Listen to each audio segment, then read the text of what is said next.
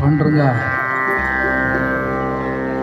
ருக்மிணியோடு இங்கே வந்து கலந்துண்டு இந்த காட்சியை பார்க்கறதுக்கு எவ்வளவு பாக்கியம் பண்ணியிருக்கோம்.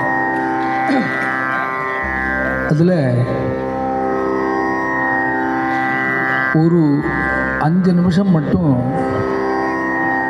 இந்த உற்சவமூர்த்தி எத்தனை பேரை பாண்டுரங்கன்னா அப்படியே செங்கல்ல நிப்பாட்டி வச்சிருக்க.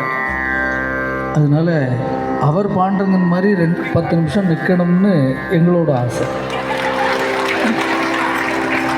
எத்தனை பேரை பக்தாளுக்காக வேண்டி பாண்டுரங்கன் எப்படி நிற்கிறாரோ அதனால அவருக்காக வேண்டி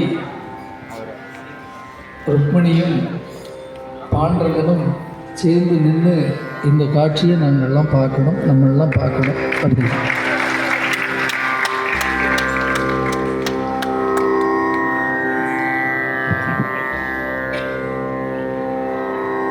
பக்தன் எது பண்ணாலும் என்கிட்ட சொல்லிட்டு தான் பண்ணுவான். என்கிட்ட என்ன சொல்கிறானோ அதை நான் நிறைவேற்றினேன். இன்னி வரைக்கும் வாழ்க்கையில் முதலாக என் பக்தன் என்கிட்ட சொல்லாமையே என்ன கேட்காமையே என் இடத்துலையே இவ்வளவு சங்கடப்படுத்தினான்னா பக்தாஞ்சே வச்சன சத்யக்கே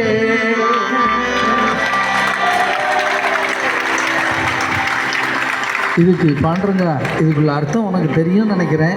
இது நீ சொன்ன வார்த்தை தானே? பக்தாஞ்சே வச்சன சக்தி அது பக்தனுக்கு தேவைப்பட்டதாக இருக்கணும், பகவானுக்கு தேவைப்பட்டதாக இருக்கக்கூடாது. பக்தன் என்ன கேட்கணும் அவனுக்கு. நான் இந்த பகவான் இருக்கிறது இந்த பக்தாளாக தான். பகவானை கொண்டாடினா பகவானுக்கு பிடிக்காது, பக்தனை கொண்டாடணும். அதனால் என்னுடைய ஆசை நானும் என்னுடைய பக்தனும் அவனுடைய தர்ம பக்தனையும் என்னுடன் சேர்ந்து இருந்தால் நான் என் பக்தன் ஆசையை நிறைவேற்றுவேன். பாண்டுரங்க நீ சொன்னது ரொம்ப சந்தோஷம். இதே நீ சொன்ன வார்த்தையை நம்மோடு கிருஷ்ண குடும்பத்தோடு எல்லாம் ஒரே குடும்பம்தான். கிருஷ்ண குடும்பத்தோடு மேளா குருவாயூரில் கூடிய விரைவில் வரப்போகிறது. அந்த குருவாயூரில் நீ சொன்ன மாதிரி நாங்கள் 2 பேரும் அப்படியே இருக்கோமே.